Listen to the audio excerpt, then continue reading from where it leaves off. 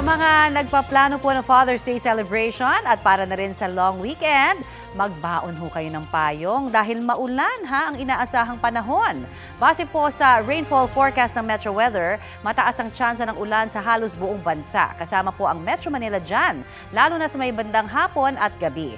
Posible pa nga ang heavy to intense rains na maaaring magdulot ng baha o landslide. Kapag thunderstorm naman, maging alerto po sa kidlat. Yung mga severe thunderstorm ay posibleng samahan ng buhawi o kaya'y hail o yelo.